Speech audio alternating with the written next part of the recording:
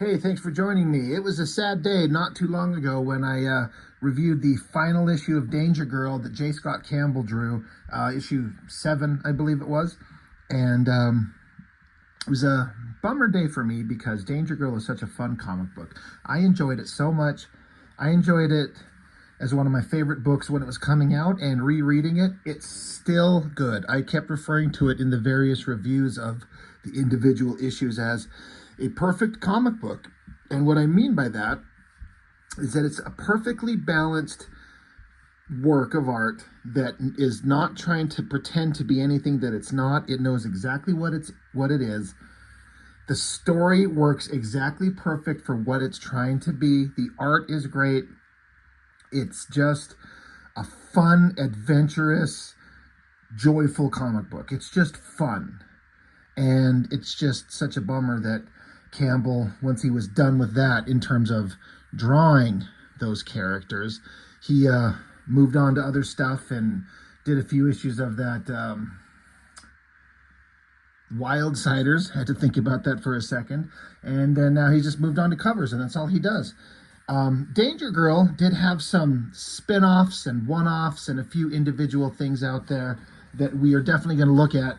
The only problem for me is that Danger Girl, I was saying this about Gen 13 and J. Scott Campbell, that the only thing that made Gen 13 over at Wildstorm, made it truly good, was Campbell's art. The story and the characters were not the driving force. That's just my opinion on that. I know a lot of people, have a lot of reverence for that series.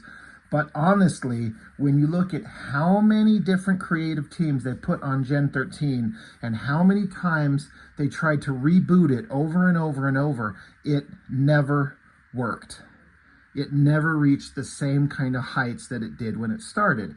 And that's just kind of my evidence to present, as it was J. Scott Campbell's art that sold the book. Even the best, they had Chris Claremont writing it, and several really good artists, but it just never worked again. I mentioned that to say that Danger Girl's kind of the same.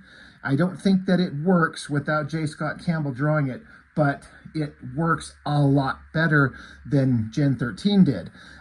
Campbell was always kind of still involved in the stories and the creation and the direction of it, and they had some really good artists do some one-offs and a few mini-series of the Danger Girl property, and they were pretty entertaining. They're fun, but it's just not the thing that we're here for. It's like Battle Chasers being drawn without Joe Madureira. It's not the same thing. All that being said, digging through my books, and I found this thing, the Gen 13 special. I'm like, oh, right, yeah, I forgot about this. So it's a flip book. You got this front cover here, and then you got this back cover there. We'll look at them both real quick. Like I said, I completely forgot about this thing. This was made in 2000, so, we're talking 25 years ago. That's crazy. So there's two stories. And so this first one, stories by Andy Hartnell and J. Scott Campbell, who are like the, artists and writers of the Danger Girl series regularly. And then story also has Joe Chiodo, who's been known as a colorist for Wildstorm. That's the only place I really know him from. Then art-wise, you got layouts by J. Scott Campbell and then painted art by Joe Chiodo. So it's basically Chiodo's artwork with J. Scott Campbell layouts on it. And the backup story, well, we'll get into that one. But like I said, I completely forgot about this. And upon revisiting it, I was like, oh, right.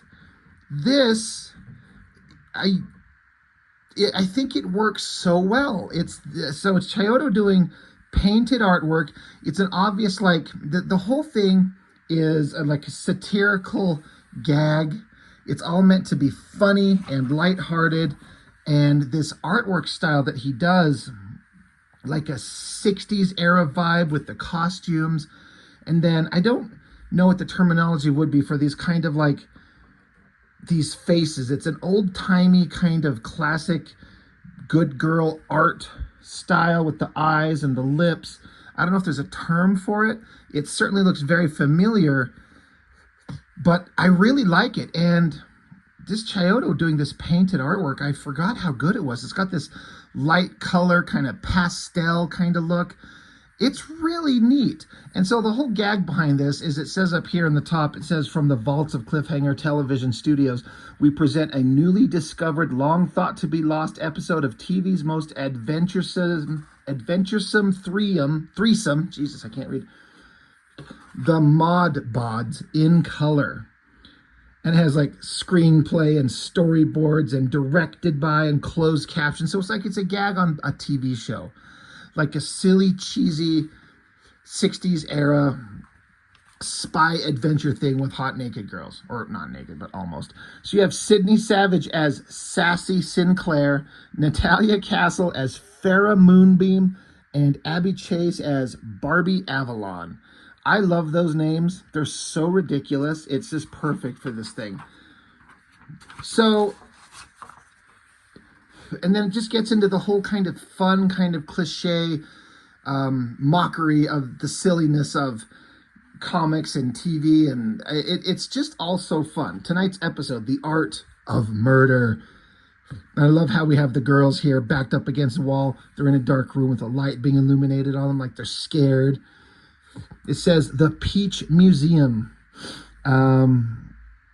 And so it's like this museum, it's a gallery showcase of the world's foremost peach-themed artworks.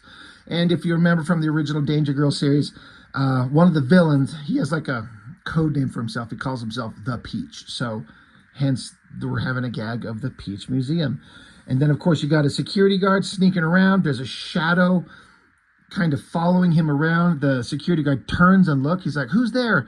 And then he like screams, "He's here!" And then it just kind of like a flash of light, and you get this fun kind of like dun dun dun with the sound effects. I'm like, okay, I get what they're doing. I'm on board. I love it. It's silly. So then meanwhile, behind the pastel colored walls of Fashion City, the Mod Bods maintain their secret identities as mall clerks. So then you got the hot girls sitting around, ridiculous poses, paying attention to their makeup and their nails and their clothes and just being kind of vapid, silly goofballs. And there's a laugh track behind everything. So, you know, that they throw that in there, the laugh track, or when somebody says like an insult, there's the ooh, you know, they got that, the sound effect stuff in there. So they're just kind of being silly. And then the Abby Chase character, Barbie Avalon, she's saying how she thinks that the other girls are always making fun of her because she always hears laughing all the time. And they're like, "That's the laugh track." And then Barbie's like, "I don't get it." This becomes like a gag repeated phrase that she just doesn't get it. Like she's so dumb, she doesn't understand it. And that's like her catchphrase that everyone just giggles at every time. Meanwhile, some other gal comes along with a red phone in kind of like encased in a jar. And they're like, "Oh God, oh my God, it's the fashion phone. Someone needs our help." And they're like, one girl's like, "Oh no." And they're like, "Well, what's wrong?" It's like, "I haven't finished my shopping yet." Ha ha ha, you know, laugh track in the background. But they get a call from Commissioner Jordan. "We've lost contact with our men at the Peach Museum. Get down there and check it out. There's hundreds of dollars at stake," which I thought that was really funny. It's not like it's thousands or millions of dollars. It's just a bunch of cheap crap artwork. I'm like, there's several $100s of artwork at stake. Please go check it out, girls. So now they're going to do their equivalent of like a classic 60s Adam West Batman thing, where they push a button and there's these mannequins that they dress up in fashion to sell at the store here. It switches around, and I guess the girls stand up here at the same time, and it's like one of those like spinning wall gag things. When it turns around, now the girls are flipped out there, and now they are dressed in the outfits that were on the mannequins. Okay, that's clever. So now they slide down some poles and they land into, we're doing the Batman thing. Here's their car. It's called the Bodmobile. And look at it. It's a car that's designed to be a set of tits up front and an ass in the back. It's ridiculous and I love it. And then, of course, they don't have a Batman symbol in the sky. It's just a letter B projected in the sky. Again, it's all meant to be ridiculous. It's perfectly balanced. It's almost like Mad Magazine in a way, especially this scene. I've seen scenes like this in Mad magazines from way back in the day where they're doing the gag of the Adam West Batman where they're climbing up a wall, but it's obviously just was filmed like this. Hence the way they've got the girl scrubbing the floor there in the background. And you got, looks like Burt Reynolds probably up there. But he's like, you girls are in the wrong scene. You're supposed to be in a panel on the next page over there. They're like, oh, okay. So they go, next panel. The Peaches henchmen are stealing a bunch of artwork. But then while they're looking, they fail to realize there's more henchmen behind them that knock them out. So now the girls wake up. And again, I gotta shout out. I just know Chiodo from coloring like Wildstorm comics. And I've seen him do some painted one-offs, but I know he had J. Scott Campbell's help on layouts, but I'm really digging this art. It's perfectly balanced for what this is, and I don't think I normally like this kind of light pastel colored stuff going on here, but it works. I'm just digging it. But the girls, now they're bound, you know, they got knocked out, now they wake up, they're caught. Barbie Avalon down here still, she doesn't get it, and there's a laugh track behind her. Basically, they're saying that the Peach and the little person henchman that was in the comic, and I can't remember what the hell his name was either, but they have them trapped, and they are in a giant pie crust. And they said, the three of you will soon be wearing 1,200 pounds of peach pie filling. So basically, there's this giant machine that, is it supposed to be like hot peach pie filling? Yeah, it says that giant funnel will surely spew soon, smothering us to death with delicious pie filling. So yeah, ridiculous, stupid, but funny, and, you know, lighthearted time. So then there's some funny stuff that was going on here. So you got the Peach, and he's doing what we all know villains used to do, but there wasn't a term for it that I thought of until we all saw The Incredibles, where the villain starts monologuing. Never used that term before that, but now it's like, I think we all do. That's what he starts doing. They start talking about all the peaches that they've stolen and all this stuff. And then while the girls are trapped, it goes into the dialogue balloons of the Peach in the background. And he starts just yapping on, monologuing. Do you really think we would have been stupid enough to fall into the trap? Only I could have sprung such an ingenious turn of events on the Mod Bods. And then in the third text box, I'll bring it up closer, he keeps going, but the font gets smaller and smaller.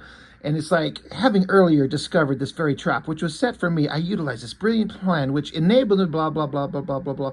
So just the idea that he's yapping on, going on and on incessantly, and we're just tuning him out. I actually thought that was a really funny kind of use of the, you know, with the lettering.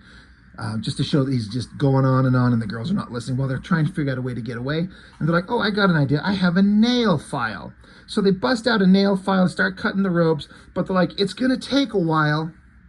Cut back to the Peach, and he's still monologuing. His henchman in the background has fallen asleep, so his head's down on the counter there.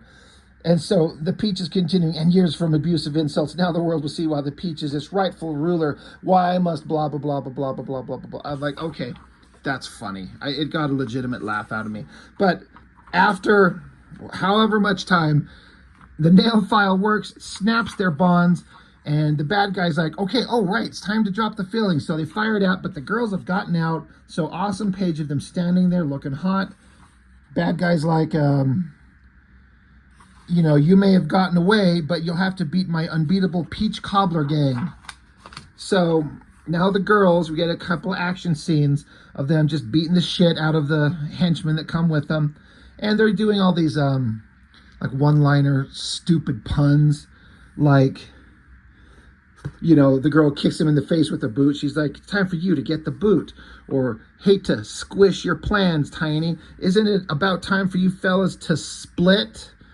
At a loss for words, maybe you should put your heads together. How about you have a taste of your own medicine? So it's all right. I'm having a good time. Eventually, at the crack of dawn, as it literally says right there, the cops finally show up. Why didn't they just send the cops in the first place with guns? And it's a Commissioner Jordan looking guy, Commissioner Gordon, but his name's Jordan.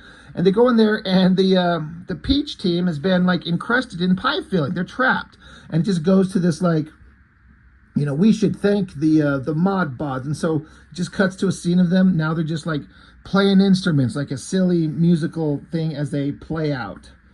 He says, if there's trouble in your town, the Mod Bods won't let you down. Mod Bods, Mod Bods. And that's it.